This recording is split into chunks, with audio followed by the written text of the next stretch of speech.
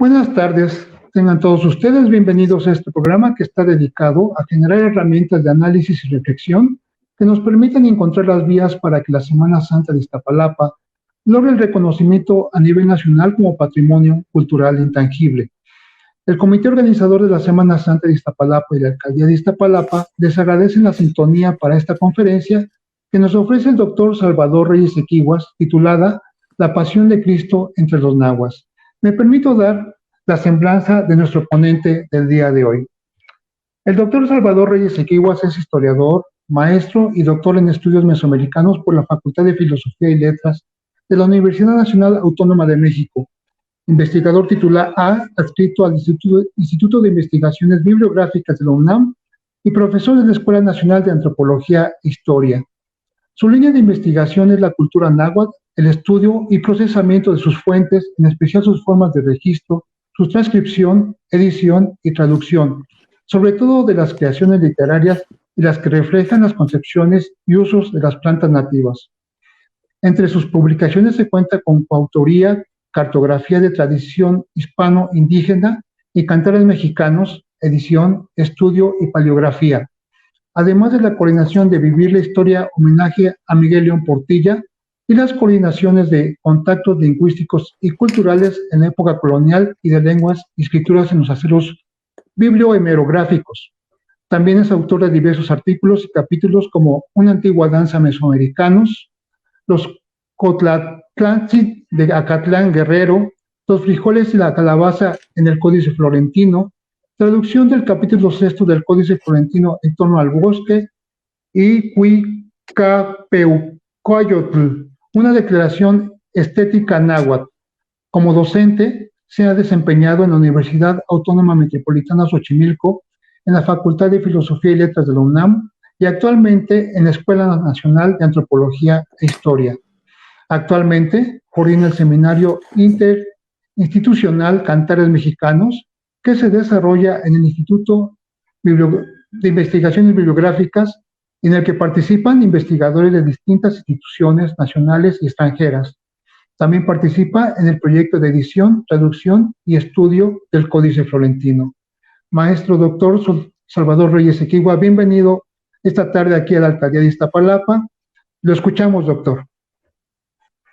Muy bien, bueno, pues en principio, buenas tardes. Deseo agradecerles a la alcaldía la invitación, al mismo tiempo que celebro esta iniciativa de suscribir la celebración de la Semana Santa en Iztapalapa como parte de nuestro patrimonio cultural. Yo creo que esa es una iniciativa muy, muy pertinente, precisamente que viene a cuento con los que quiero hablar el día de hoy, que es como el antecedente histórico de la Pasión de Cristo en la región del centro de México, que, bueno, pues, como todos sabemos, estaba habitada principalmente por diferentes pueblos nahuas que tuvieron esta lengua, ¿no? Desde milenios antes del arribo de Cristo en esta zona, ¿no? Por lo menos 2 milenios tiene de existencia la lengua, y que dejó de utilizarse como lengua de uso, como lengua dominante, pues en algunas regiones de la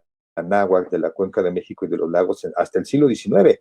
Entonces es muy, muy reciente la desaparición del náhuatl en la Ciudad de México como una lengua general entre las clases populares, y como todos sabemos, pues había particularmente ciertas ciudades que tenían mayor relevancia en la vida de los lagos, no solamente Tenochtitlan, Azcapotzalco, Tlatelolco, Xochimilco, y evidentemente Coyoacán, Culhuacán, Iztapalapa formaban parte de esta convivencia, y de tal suerte que ellos tuvieron que haber vivido este proceso del que nos vamos a referir el día de hoy. Bueno, vamos a iniciar diciendo que la importancia de estudiar en el momento del contacto entre Occidente y los pueblos originarios, es decir, en el siglo XVI, tras la guerra militar que asistieron los españoles, que asestaron los españoles contra los pueblos de la náhuatl, se estableció un proyecto de transformación cultural, de transformación de la civilización, de transformación de las mentes de la gente, para que adoptaran una nueva creencia. Las creencias sustentadas en una tradición que tampoco provenía de España, ¿no? Era una tradición judio-cristiana, como todos sabemos, proviene de lo que es ahora el Medio Oriente. Y en su momento, durante la Edad Media, la Iglesia Católica avanzó sobre los terrenos que podríamos decirle que eran paganos, en este caso de la región hispánica. Pues para la Edad Media estamos hablando de los primeros siglos del cristianismo, por el año 300, 400, empezó a tener efecto, empezó a tener expansión sobre la península ibérica, donde también existían pueblos que no eran cristianos. No, eso hay que comentarlo con mucho énfasis. El cristianismo se fue expandiendo desde la Edad Media sobre otros pueblos, y en la forma que se expandía, pues el cristianismo iba cambiando, se iba modificando, a veces por la combinación de elementos culturales que se mezclaban con cada pueblo, y a veces por la propia transformación de la iglesia. La iglesia no es la misma desde que nació con los primeros padres, lo que le llaman los especialistas la patrística, a la iglesia que llegó en el momento del contacto, en el siglo XVI. Es una iglesia que ha ido cambiando, y uno de sus cambios ha sido pues el crecimiento en el paso particular de la iglesia española a la intolerancia, a considerar que muchas ideas y muchas prácticas y muchas creencias de pueblos ajenos eran paganas porque habían sido inspiradas por el demonio. Y algo muy particular en España, que no tiene el mismo efecto en otros países de la cristiandad antes de la división con la iglesia anglicana, es precisamente el establecimiento de la Inquisición, ¿no? Con Torquemada en España. Eso es un evento muy importante, y lo traigo como una especie de antecedente. ¿Por qué? Porque precisamente esa herencia tan intolerante y tan marcada de la iglesia española se acentuó precisamente en el siglo XVI, cuando surgieron otros movimientos de reforma a la iglesia. De hecho, este movimiento reforma sí lo conocemos en español, la reforma luterana, que surge en lo que ahora es Alemania, y que tenía por principal objetivo traducir los textos bíblicos que originalmente estaban en latín a diferentes lenguas vulgares, al inglés, a las diferentes versiones del alemán, al neerlandés, que es el que se habla en Holanda, para que la gente se pudiera comunicar directamente con Dios.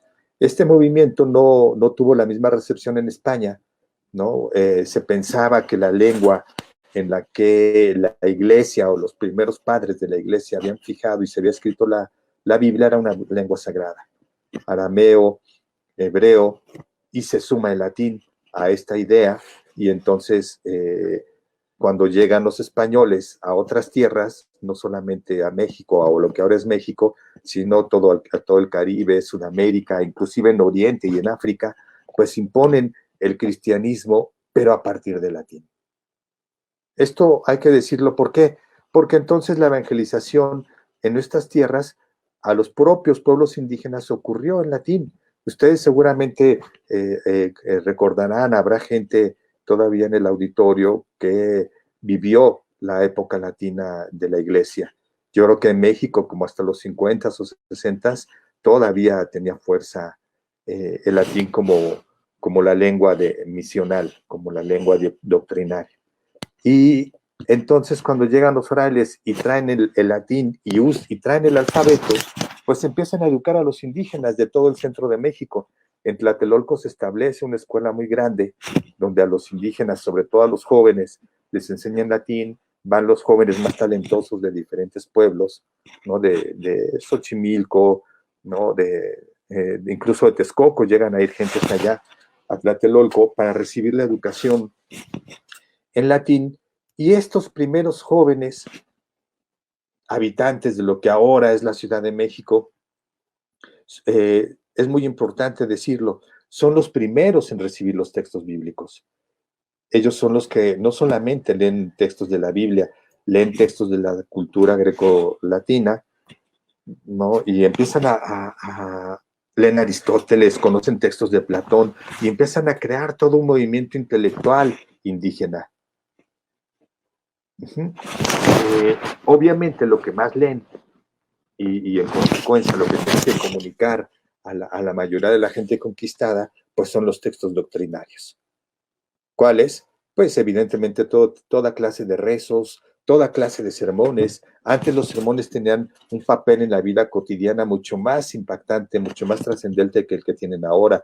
Los frailes tenían que pensar muy bien los sermones que iban a expresar. Y obviamente, ¿por qué? Pues porque en los sermones estaban las prescripciones, los consejos con los que la gente tenía que asumir y cambiar su mente para ser un molde cristiano.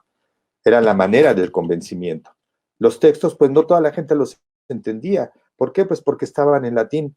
Esto es muy, muy importante porque cuando uno revisa qué documentación hay sobre el cristianismo escrito en náhuatl, pues vamos a ver que hay una gran cantidad de sermones, que los sermones son los que más abundan. Ya en España se da un fenómeno, recuerden que para esa época pues la mayoría de la gente no sabía leer ni escribir, entonces se da un fenómeno de representar por medio del teatro diferentes pasajes de la Biblia o diferentes pasajes de la doctrina, no siempre son pasajes bíblicos, y estas representaciones pues eran un mecanismo de difusión de la fe cristiana. Ocurrió en España, cuando los españoles reconquistan la península ibérica y desde antes, desde la Edad Media, en la parte que siempre fue autónoma, que no fue dominada por los árabes, había representaciones de teatro sobre el cristianismo, como cuáles, pues evidentemente la Navidad, no era una de las más importantes, y otra, las representaciones de la Pasión de Cristo. Podemos encontrar ya referencias a la pasión de las representaciones de la Pasión de Cristo entre los españoles antes de que arribaran a estas tierras. Hay una en particular que una especialista norteamericana encontró en un repositorio documental norteamericano que se imprimió en España, en Sevilla, que se llama El lucero de nuestra salvación, que escribió un poco conocido o nada conocido cristiano que de nombre Ausías Izquierdo en Sevilla, en donde la iglesia se imprimió porque la iglesia convocó a una especie de concurso literario para que la gente escribiera pequeños fragmentos que pudieran ser representados como parte del Vía Crucis. Si bien es cierto, la iglesia había establecido la versión sobre todo de San Juan como el evangelio más difundido para explicar la pasión de Cristo, también el de Juan, pero en mayor medida el de Mateo, y habían dejado de lado un conjunto de evangelios que son los que llamamos como apócrifos, la iglesia tenía un poquito de tolerancia y permitía que la gente que era muy católica y que había leído muchas obras bíblicas hiciera una recreación ficticia que se pudiera unir a lo que se conoce de todo el ciclo pasionario. Y Ausías Izquierdo, con este librito que se llamaba Lucero de nuestra salvación, expuso lo que, o sugirió lo que pudo haber ocurrido el miércoles santo, antes precisamente de que empiece el ciclo fuerte de la pasión. Recuerden que, bueno, entre el domingo y el jueves, hay como en los documentos y en la historia una especie de hueco. Entonces, la iglesia invitaba a que la gente escribiera fragmentos de lo que pudo ocurrir en ese hueco. Y Ausías Izquierdo escribió una obra en la que Cristo y la Virgen María tienen un diálogo, en donde él ya sabe cuál va a ser su destino y le dice a la Virgen pues que se tiene que dirigir a Jerusalén. Y la Virgen trata de convencerlo a que no vaya, porque ya saben cuál sería el resultado. Al final, él asume su destino y tiene que partir, ¿no? Y entonces este pasaje ficticio, curiosamente, hoy sabemos que fue uno de los primeros impresos que llegaron aquí, a la Nueva España. Ya hay gente que se puso a estudiar qué libros pudieron llegar a la biblioteca del Colegio de Tlatelolco, que se inauguró en 1536, y se ha encontrado que esta gente, que estos nahuas que vivieron en el centro, conocieron y leyeron ese texto. ¿Por qué? Porque hay un manuscrito que lo traduce. Ahora, ¿por qué es importantísimo mencionarlo? Porque es una especie de fenómeno de la iglesia en donde la iglesia, quizás sin proponérselo, abrió pequeños espacios para que surgiera una interpretación distinta de los pasajes bíblicos. Abrió un pequeño huequito para que los indígenas que trataban de entender el cristianismo lo hicieran a su manera y sin querer establecieran una especie de cristianismo muy a la mexicana. Un cristianismo indígena, un cristianismo popular que va teniendo estos cambios que les decía. Cuando la iglesia se va expandiendo, tiene cambios en su recepción del mensaje misionero. Piensen en el caso de México, por ejemplo, el asunto de los viacrucis y sus expresiones que perduran hasta hoy popularmente, como los que existen en Taxco, como los que existen en Morelos, ¿no? La propia versión de Iztapalapa, aunque es más reciente, pero también tiene un pequeño rasgo de esta visión popular. Otros lugares muy, muy impresionantes, como la región de Perú, de la zona incaica, evidentemente Filipinas, que también fue evangelizado por los españoles, cada uno va teniendo su propia expresión y la manera en que asumió, reinterpretó y se apropió ese cristianismo. Eso es lo importante que hay que destacar. Y yo creo que este es un argumento sólido para decir por qué es un patrimonio cultural. ¿Por qué? Bueno, pues porque es una expresión única y particular, que no se repite respecto a otras. En tanto, esta, la nuestra, es tan valiosa como cada una de las demás que existen. Estos indígenas que empezaron a escribir este pasaje ficticio de la Biblia, pues muy probablemente lo hicieron para representarla. Sabemos, recuerden que la conquista militar o la caída, más bien vamos a llamarle, de México Tenochtitlan ocurre en 1521 y poco a poco es que se va estableciendo una forma de dominio a la población indígena, ¿no? Los primeros años ni siquiera se vivieron en Tenochtitlan, sino que Cortés se establece en Cuernavaca y en Cuernavaca, en Cuernavaca no, en Coyoacán, y desde Coyoacán empieza a reestructurar y a organizar la limpieza de la Ciudad de México, la destrucción de los templos y la construcción de los primeros templos cristianos, de las primeras iglesias. Y prácticamente hasta 1524 ya se puede pensar que en pleno hay un gobierno establecido. Para ese momento ya han llegado frailes franciscanos, que son los que traen estos libros, como el que les digo de este español que ahora encontró una americana en Estados Unidos. Y empiezan a traer mucho más libros y empiezan a tratar de inculcar la fe cristiana. Pero pensemos que hagamos un pequeño ejercicio de imaginación para suponer que pudo ocurrir entre la gente que había sobrevivido a la guerra. ¿Cómo iba a entender el sacrificio de Cristo cuando ellos venían de una religión en donde sus dioses también eran sacrificados? Donde hacían representaciones de danzas, de especies de rezos con cantos a sus dioses, y a esos dioses terminaban ejecutándolos. Tenemos dos ejemplos muy importantes. Uno, el de Tezcatlipoca, que duraba todo un ciclo anual, donde a una persona la ungían como la encarnaba a Tezcatlipoca y lo trataban así, como tal, como Dios. Por cierto, tenía que estar en Iztapalapa, por ejemplo, una temporada de su ciclo, Tezcatlipoca, y al final del ciclo era ejecutado, ¿no? Otro ejemplo simbólico, no físico, es el de las figuras que se hacían de amaranto con maíz, del suali que le llamaban. Era una pasta sagrada, una pasta con la que hacían figuras de cerros, ¿no? Y en las festividades de Tlaloc, esos cerros eran consumidos porque se pensaba que podían ser curativos para ciertas enfermedades. Era una especie de comunión. Antropológicamente, todas las culturas tienen este fenómeno de la teofagia, ¿no? Es decir, la ingesta de lo que se considera un dios y de lo que es sagrado. El cristianismo tiene una expresión muy sofisticada que precisamente se instituye el día del Jueves Santo, ¿no? Cuando Jesucristo en la última cena les dice, esta es mi sangre y mi cuerpo, con el vino y el pan. Algo parecido a lo que ocurría aquí. Se hacía de amaranto con maíz y pulque, se bañaban con pulque los las figuras de estos dioses y se engestaban como si fueran figuras sagradas. Eran encarnaciones de los dioses también. Obviamente, imaginen ustedes en la pasión de Cristo, cuando estas gentes han vivido toda esta creencia toda su vida y de pronto les dicen, pues no, la comunión ya no se hace con maíz, ni amaranto, ni pulque, sino se hace con pan de trigo y con vino.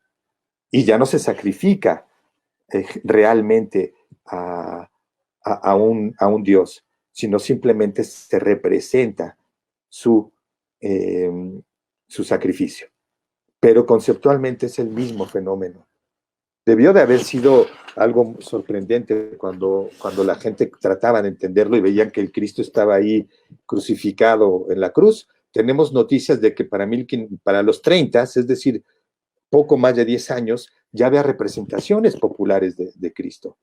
En Cuernavaca, en Azochiapan, bueno, aunque eso fue un poquito después, en Tlaxcala también son muy tempranas las representaciones de Cristo, entre pueblos nahuas de la región del centro.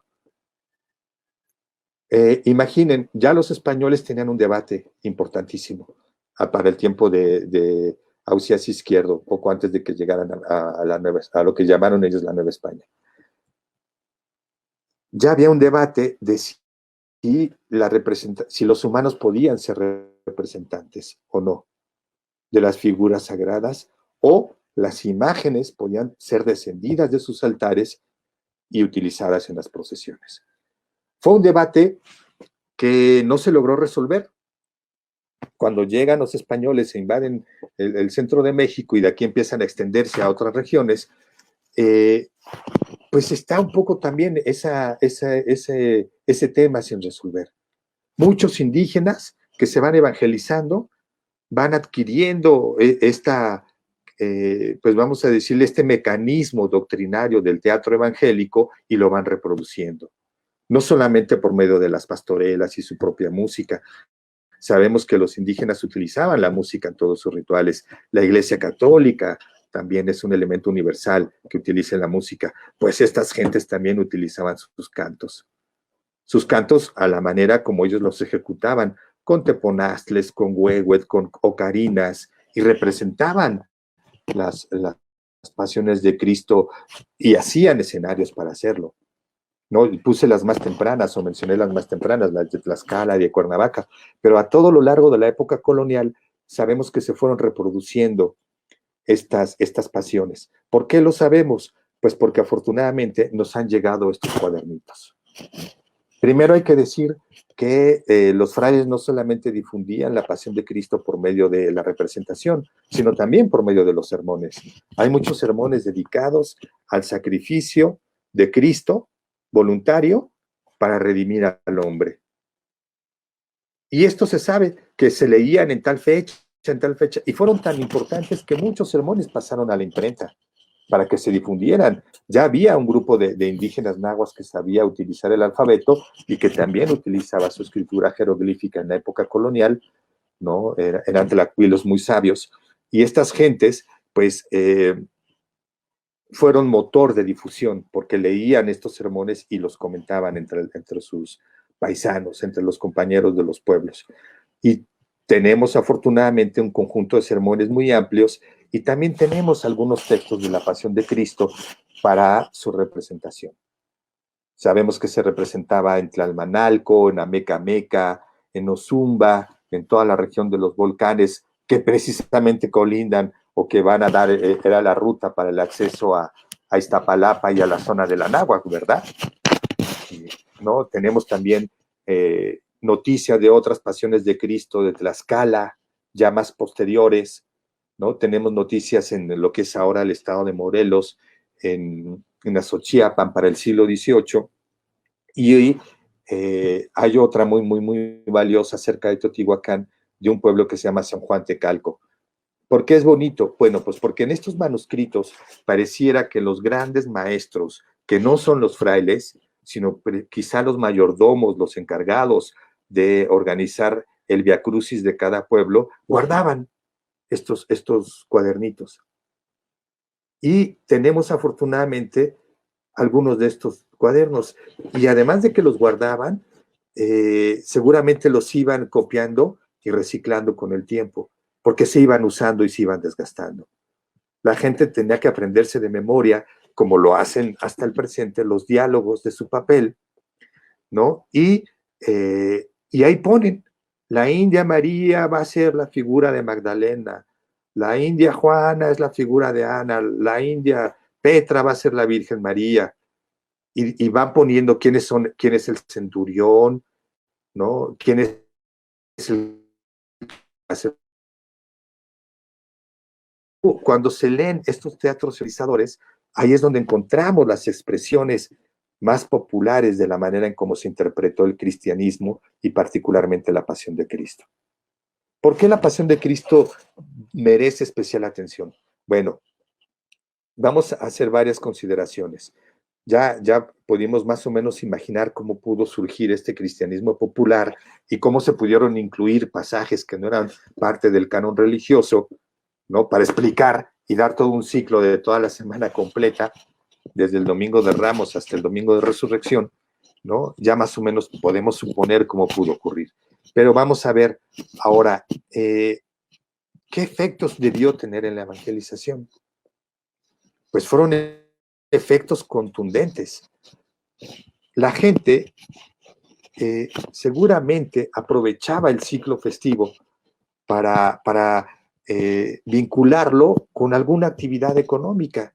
Seguramente en algunos lugares la Pasión de Cristo tenía que ver con alguna actividad agrícola o con alguna actividad, no sé, de otra naturaleza, quizá comercial. Eran las fechas de las ferias, se iban estableciendo pueblos y en cada pueblo se iba estableciendo en torno a la Pasión de Cristo una pequeña feria que congregaba a todas las rancherías de la comarca. Iban a ver el teatro, aprovechaban para una actividad económica y eso se iba instalando en una pequeña tradición local.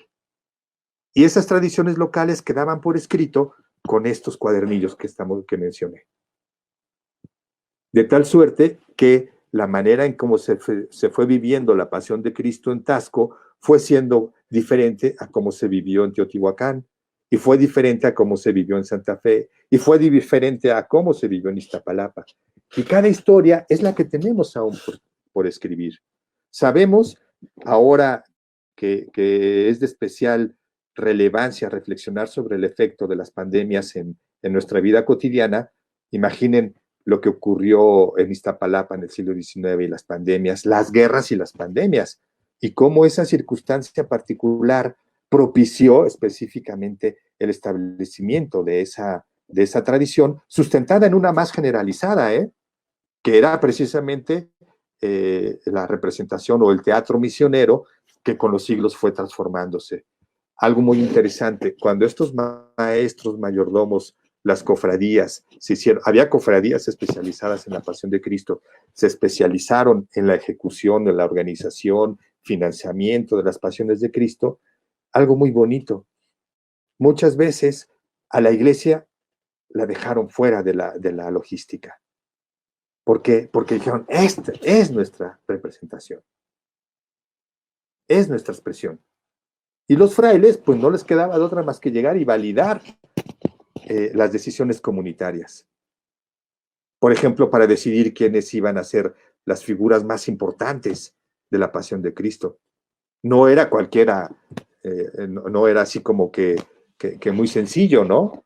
Y los frailes no podían imponer su palabra.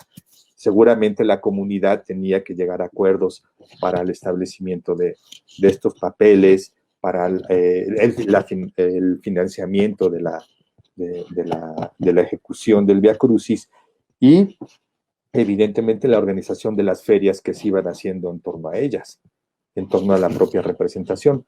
De tal suerte que todo esto tiene dos aspectos patrimoniales desde el punto de vista, vamos a llamarle estrictamente cultural y patrimonial. Uno, el tangible, que es todo el arte que surgió de las representaciones de Cristo y las tres estaciones en diferentes iglesias. Sabemos a veces quiénes fueron los pintores, dónde están estas representaciones coloniales que tuvieron un impacto contundente en la mente de la gente que no sabía leer ni escribir, pero que veía el arte de una manera mucho más abierta como la vemos ahora. Ahora el arte lo aprecia un sector particular de gente. Antes no, la gente al no leer tenía que ir a los espacios públicos y ver las imágenes de lo que estaba ahí representado. No nada más la pasión de Cristo, todo tipo de discursos que se contaban y de historias que se contaban en las pinturas. Pero tenemos afortunadamente muchas pinturas de las pasiones de Cristo, no solamente las pinturas, muchas de las cruces atriales, ¿no? Recuerden que en los atrios hay muchas cruces que están instaladas desde el siglo XVI junto con las pilas bautismales y que muchas de ellas mezclan elementos indígenas locales con elementos de la cristiandad. Por ejemplo, en la región del Valle del Mezquital, por poner solo un ejemplo, pues las cruces no están hechos de maderas, las cruces están hechos de cactus, porque es una zona semidesértica, ¿no? Y ahí encontramos, evidentemente, la escalera, el gallo, la corona de cruz, como parte de los símbolos pasionarios, pero también de pronto encontramos la representación de una flor sagrada labrada en la piedra. Y muchas de estas cruces atriales, pues las podemos encontrar en la propia Ciudad de México, en diferentes puntos de los pueblos de Iztapalapa, en los pueblos de San Ángel, en San Jacinto hay una muy bonita. Y obviamente la gente llegaba y veía esas cruces. ¿Por qué una cruz? Pues porque la cruz tenía que ver con el árbol sagrado mesoamericano. Hubo manera, así como dijimos, de la comunión de maíz y de amaranto y pulque, que se asoció en cierto modo con la comunión del vino y del pan, o el sacrificio de los dioses con la crucifixión de Cristo, había otros aspectos. Y uno de ellos fue precisamente que en el México prehispánico los árboles sagrados cargaban los cielos, ¿no? Y eran una comunicación entre el cielo y la tierra, como la cruz terminó siéndolo para el cristianismo. Y entonces esta cruz tenía un valor sagrado en los atrios, pero significaba más cosas de las que el cristiano creía que deberían de significar. ¿Por qué? Porque, insisto, son expresiones populares de un cristianismo muy, muy particular. Esa es la parte, vamos a llamar, tangible. También los documentos que nos han llegado hasta ahora, ¿no? Tenemos fácilmente unas 20 representaciones de Cristo o de textos que hablan sobre, de manera teatral o de manera devocional sobre la pasión de Cristo durante toda la época colonial. Y esa es la parte tangible, pero también está la parte intangible. ¿Qué significados tuvieron todos esos acontecimientos en la mente del común, en la mente del poblador de la náhuatl, del poblador de los distintos lugares? ¿Cómo se apropió y reutilizó el mensaje evangélico para construir una identidad particular? ¿Cuántos lugares están consagrados, como en el caso de Iztapalapa, a la pasión de Cristo como su elemento identitario? Porque no nada más el mensaje cristiano tiene que ver con la pasión, ¿verdad? Tiene que ver precisamente con la natividad, tiene que ver con la adoración de los reyes, tiene que ver con Corpus Christi y con diferentes momentos de la liturgia cristiana. ¿Por qué hay ciertos pueblos que se consagraron particularmente a la devoción de la pasión? Ahí sí falta mucho por reflexionar. En el caso particular de Iztapalapa, pues tenemos las razones y tenemos los datos históricos, ¿no? Yo no sé si exista, ojalá, entre los organizadores, no solamente en el Museo de la Pasión de Cristo, sino seguramente como una especie de herencia muy íntima entre los distintos mayordomos. Es muy probable que haya una especie de archivo con estos documentos que a la postre van a terminar siendo documentos valiosísimos desde el punto de vista histórico, tan valiosos como los que ahora platicamos que están escritos en náhuatl en el siglo XVI. Imaginen ustedes, para el caso de los que están escritos en la época colonial, cómo iban a decir Dios único cuando la gente de aquí era politeísta. Cómo iban a decir resurrección si para ellos no existía la resurrección. Por poner solo un ejemplo. ¿Cómo iban a decir Salvador o Redentor? ¿No? Y fueron palabras que se fueron creando e inventando dentro del náhuatl para hacer todo este conjunto de expresiones. Cuando el latín siguió utilizándose y la gente empezó a representar las pasiones de Cristo en español porque querían tener más vínculo con ese contenido, pues rescatar documentos en español lo más antiguo posible también es muy valioso. Nadie representaba la pasión en latín, aunque el latín dejó de usarse en los 60s o 70s. La pasión sí se representaba en español. Bueno, evidentemente en los pueblos que eran nahuas, pues en náhuatl, y los que ya eran más mestizos, pues en español. Por ejemplo, tenemos el caso de Ozumba. Hay una pasión de Cristo del siglo XVIII, en donde fue tanta la inquietud que provocó entre los frailes y los párrocos que la veían, que dijeron, es que ¿saben qué? Esto está excitando, está induciendo a que los indios cometan actos pues no idolátricos, pero sí reverentes en contra de la tradición, que no son permitidos, y la pasión de Cristo tuvo tanto impacto en la mente que inclusive la propia iglesia llegó a prohibir su representación.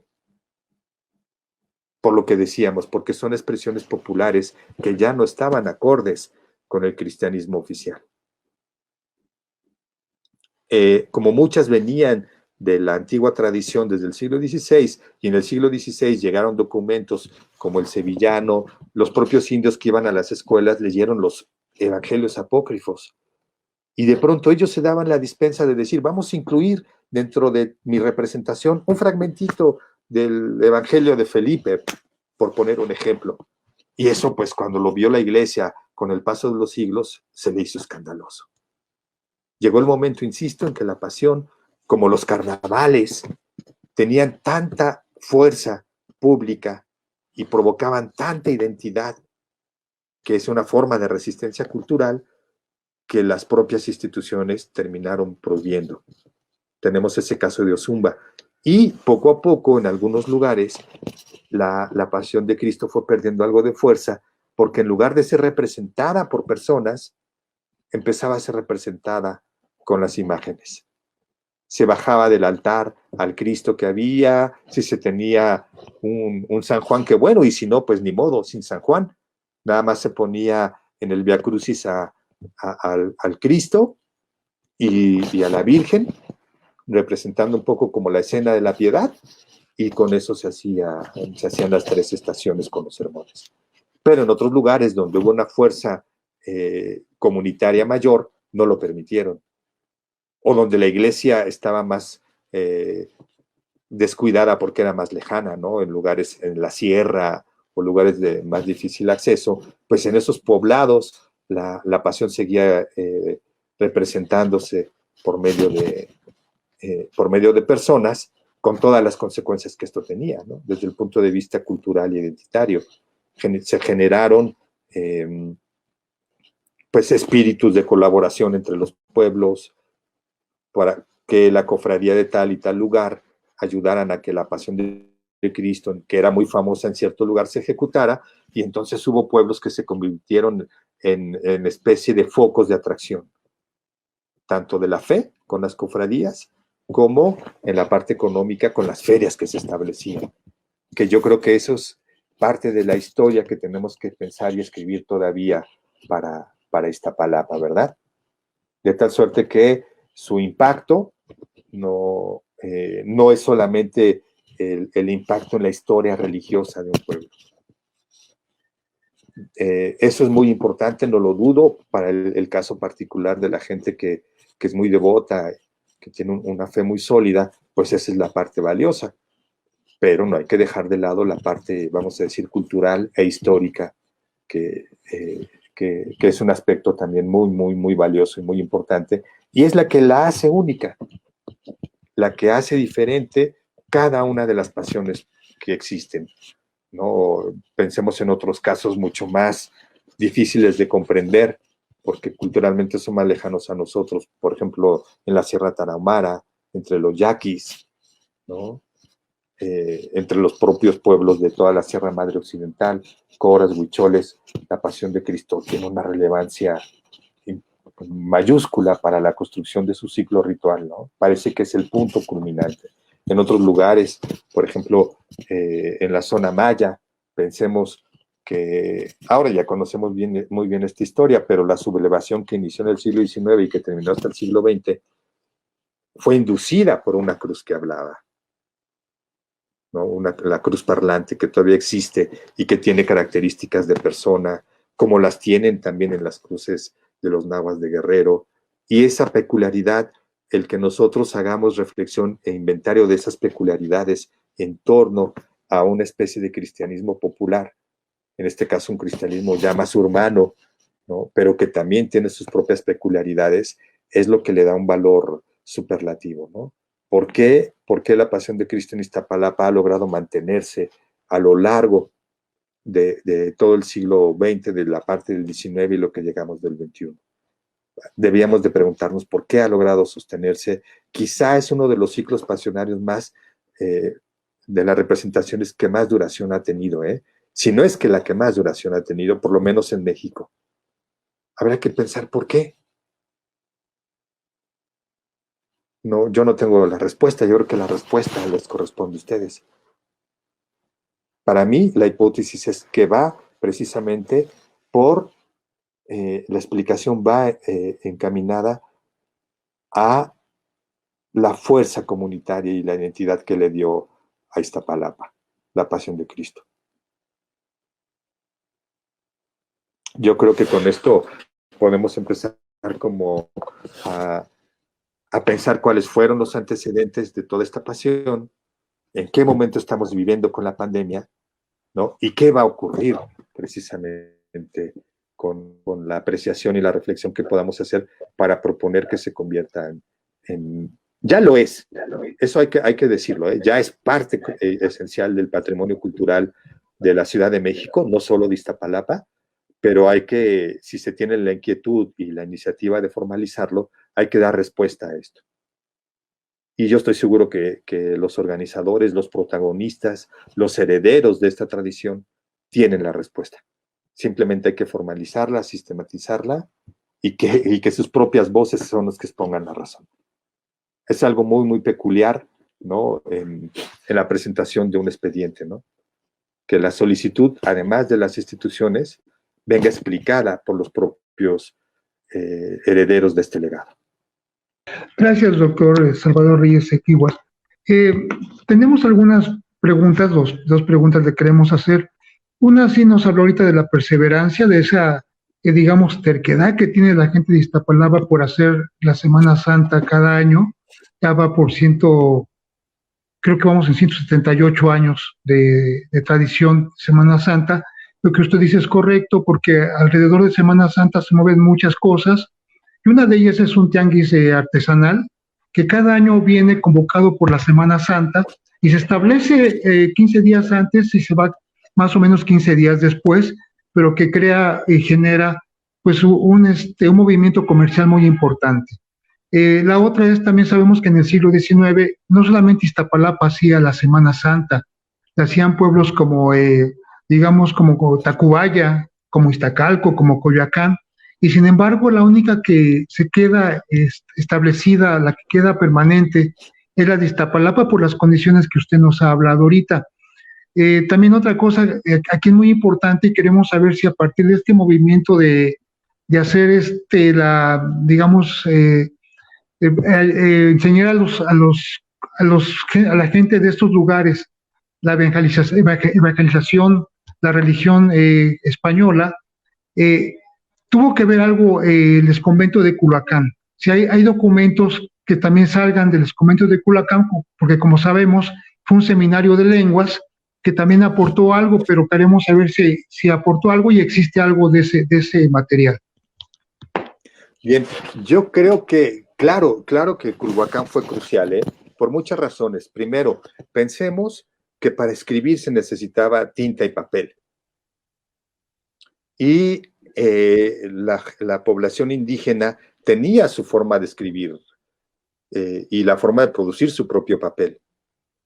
Pero, bueno, aquí en los lagos no siempre se contaba con los insumos para elaborarlo. Recordemos que las especies con las que se hace el papel, pues no son las especies que crecen aquí. Desde época prehispánica el papel se traía de fuera. Y esto fue una limitante para que la gente pudiera escribir. ¿Cómo se resolvió? Pues estableciendo un molino en la Ciudad de México. Y el primer molino que existió fue precisamente en Culhuacán. Y se elaboró papel en Culhuacán.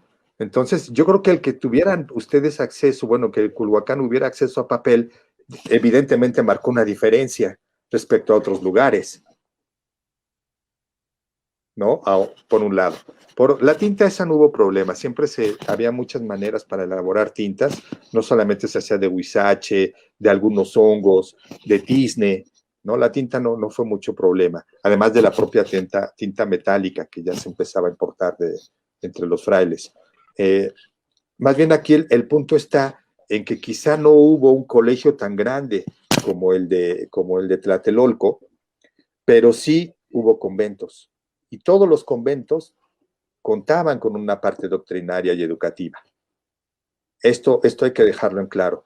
Y evidentemente, lo bonito de la cosa es que pues, los frailes no solamente tenían que enseñar latín, ellos tenían que aprender náhuatl. Los frailes fueron los que inventaron muchas de las palabras que se usaron en el vocabulario cristiano náhuatl. No eran los indígenas los que inventaban las palabras, los neologismos los hacían mucho los frailes. Y evidentemente, bueno, en la región de Culhuacán tenemos noticia, han llegado hasta nosotros muchos documentos. Quizá hay que explorar con mayor detalle para ver los documentos particularmente de la evangelización, pero tenemos de otras materias. Tenemos pleitos de tierras con Xochimilco, los tenemos muy bien ubicados, ¿no? Hay otros documentos como testamentos de los principales, de los señores principales de la región. Hay historias que se encontraron, tenemos los nombres de documentos que sabemos que con toda seguridad se elaboraron en Culhuacán. Falta revisar, yo creo, con mayor detalle documentos en el Archivo General de la Nación, en bibliotecas de Estados Unidos, donde muy seguramente encontraremos que algunos de esos documentos, aquí mismo en la Biblioteca de Antropología e Historia, es muy probable que haya documentos de Culhuacán. Pero sí todavía falta hacer una búsqueda más especializada sobre el tema. Sí, pero de que gracias. hubo, por supuesto que hubo, fue uno de los grandes centros productores de textos. Gracias, doctor. Bueno, y una pregunta más. Usted, de acuerdo con todo lo que tiene de conocimiento y con todo lo que nos ha platicado, ¿dónde ubicaría la Semana Santa de Iztapalapa en este contexto nacional? ¿Cuál es la trascendencia de esta Semana Santa hoy, actualmente, para la cultura intangible de nuestro país? Bueno, yo creo que debemos de estar conscientes que lo que hoy llamamos conquista, que afortunadamente está en revisión el concepto y la definición de lo que debemos de entender de ese concepto,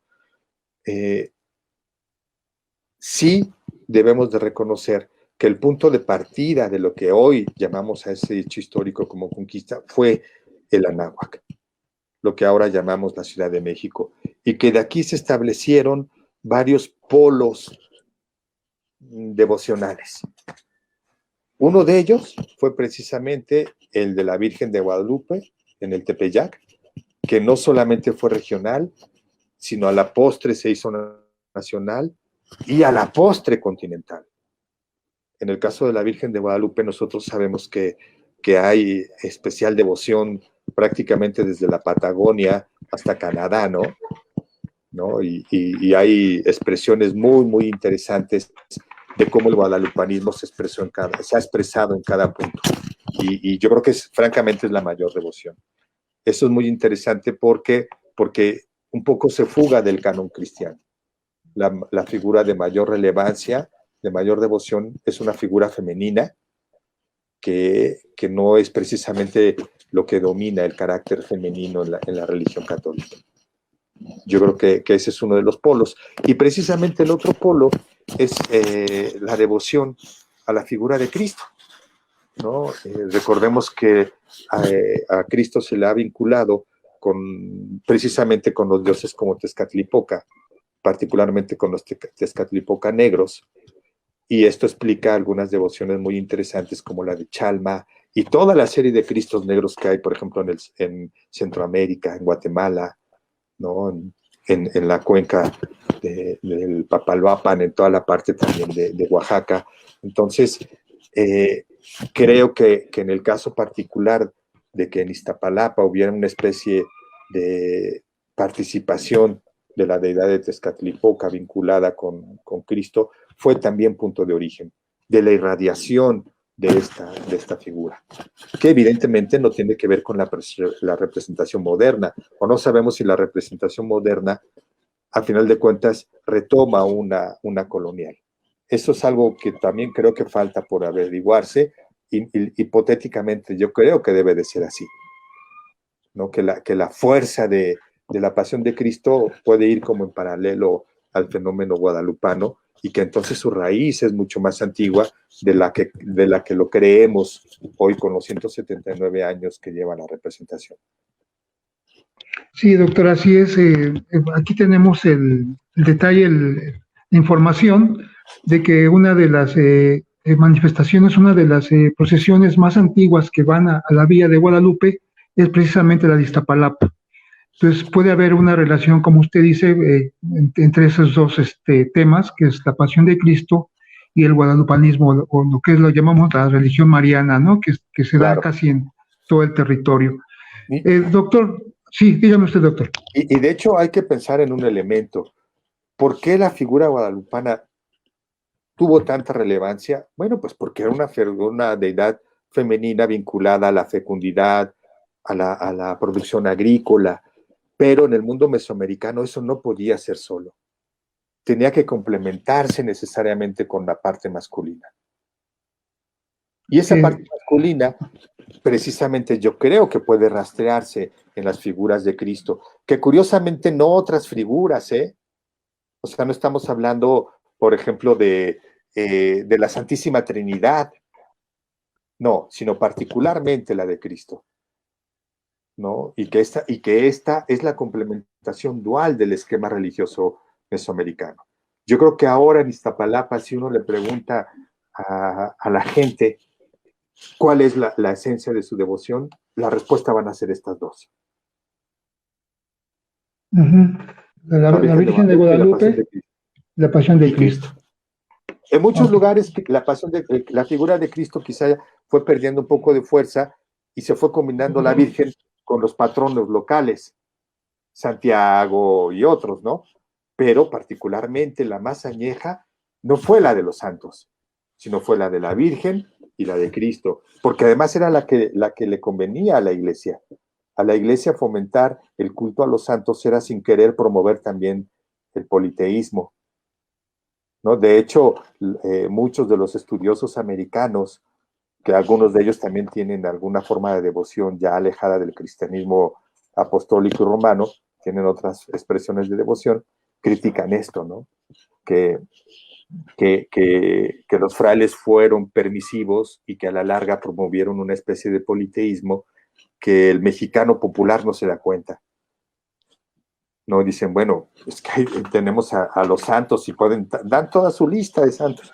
Y la fiesta del santo patrono, pues es más importante que la figura de Cristo y de la propia figura de la Virgen en algunos lugares. Algo que no debe de ser aceptado por el canon cristiano, ¿no? Pero que yo creo, en mi muy modesta opinión, que no es algo negativo, al contrario, es algo positivo, porque eso es lo que lo hace único y particular. Son fortalezas identitarias de cada población o de cada región. Claro.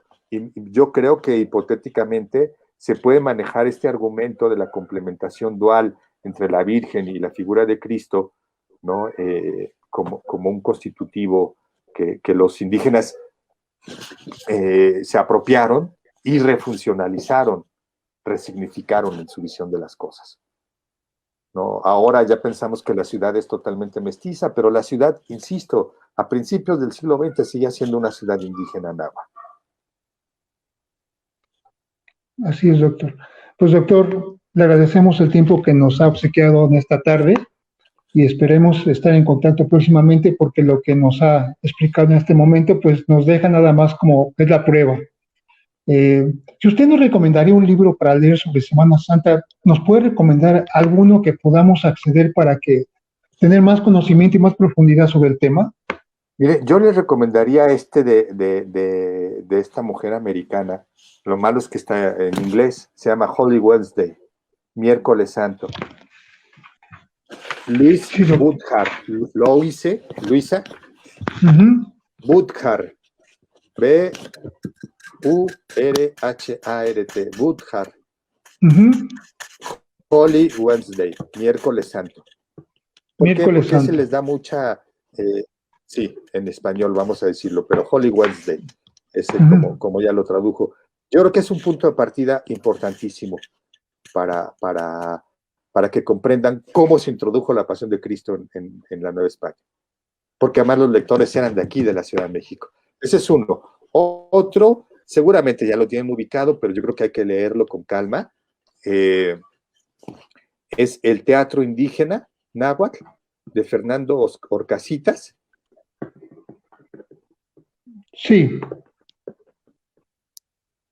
Son 2 tomos, y uno de los tomos, creo que es en el 1, precisamente porque tiene una disposición cronológica, expone cómo funcionó este teatro de representación de la Pasión de Cristo en los diferentes lugares del centro de México.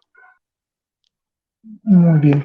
No de la ciudad, no habla del, por ejemplo, en Cantares hay un manuscrito de la Pasión, no habla de ese, habla de los que él conoció, pero se han descubierto otros en la Universidad de Tulane, uno en Tlaxcala, muy importante, que ya fue también publicado, ¿no? Y hay otro libro que yo creo que también puede servir, de un autor que se llama Luis Reyes, que se llama algo así como Cristo Sol.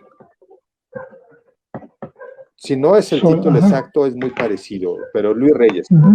Luis Reyes, okay. Y es precisamente, él habla de la figura de solar, de los dioses solares, y cómo fueron trasladados a la figura de Cristo. A la religión católica, cómo se fueron convirtiendo. A la religión católica, y para eso hay sí, y hay otro autor que tiene varios, ahí no es tan fácil conseguirlos porque son de la Universidad Veracruzana, Félix Baez Jorge. Tiene varios sobre la interpretación cristiana de todas las figuras católicas. No, quizá no le sirve todo, porque él habla de mucho de la experiencia que él estudia, que es en Veracruz y toda la Sierra Oriental, pero creo que la parte teórica de cómo un pueblo se apropia de una religión y la refuncionaliza y hace una expresión identitaria, esa es la parte teórica que creo que les puede servir este autor. Pues, doctor, le agradecemos que nos apoye en este esfuerzo que estamos haciendo para la Declaratoria Nacional de Semana Santa de Iztapalapa. A nombre del Comité Organizador de Semana Santa de Iztapalapa y de la Alcaldía de Iztapalapa, le damos las gracias y bueno, no sé si tenga alguna conclusión ya para finalizar esta plática, por favor. Yo creo que a manera de conclusión es muy simple. La pasión de Cristo es un fenómeno identitario que rebasa por mucho el mensaje evangélico, el mensaje religioso. Parte de él y es su sustancia, pero abarca muchas otras áreas del intercambio cultural por las ferias, el aspecto identitario y la parte comercial, la parte económica, ¿no? Imaginen ustedes lo que me acaban de comentar de la feria artesanal. Pues esto ocurría desde la Edad Media, cuando había un milagro en una zona, la que ustedes quieran, veían que ahí se aparecía la Virgen, entonces había algún devoto que empezaba a colectar limosnas y aportaciones para hacerle un pequeño altar, seguían haciendo milagros, la imagen que ahí se había revelado, y terminaban elaborando un santuario, y era foco de peregrinación. Ese fenómeno, que es medieval, perduró en toda la Nueva España, y ahora lo vemos expresado en Iztapalapa. De tal suerte que no es un patrimonio exclusivo de los iztapalapenses. Es un patrimonio inclusive para todos los católicos del mundo. Pues muchas gracias, Da doctor. continuidad a esa antiguísima tradición. Qué bueno, doctor. Muy Pues bien. nos ha Pues dejado yo quedo a tarea. sus órdenes. Sí, nos ha dejado Sí, tarea, ya tenemos sí, aquí sí. bibliografía que usted nos soportó y créame que vamos a acudir a Y usted con de gusto nuevo les puedo porque enviar una, ¿eh? gracias, doctor, le agradecemos y vamos a estar atentos y claro que la vamos a revisar porque sí es importante todos estos datos que nos acaba de aportar. Pues a nombre de la ¿No? Y alcaldía le damos las gracias. Sí, dígame, doctor. con gusto le Sí, envío un correo con una bibliografía más extensa. gracias, doctor. Yo la comparto aquí con los compañeros cronistas. Por favor. Pues a nombre de la alcaldía de Iztapalapa, a nombre del comité organizador de Semana Santa de Iztapalapa, le damos las gracias profundamente y esperamos estar en contacto con usted próximamente. Para todos los que nos sintonizan, también les damos las gracias y esperemos que, bueno, que con esta conversación, con esta charla, tengamos más elementos para reflexionar, para llegar a acuerdos sobre la importancia de lo que es Semana Santa para todos nosotros aquí en Iztapalapa. Muchas gracias a todos y buenas tardes. Hasta luego.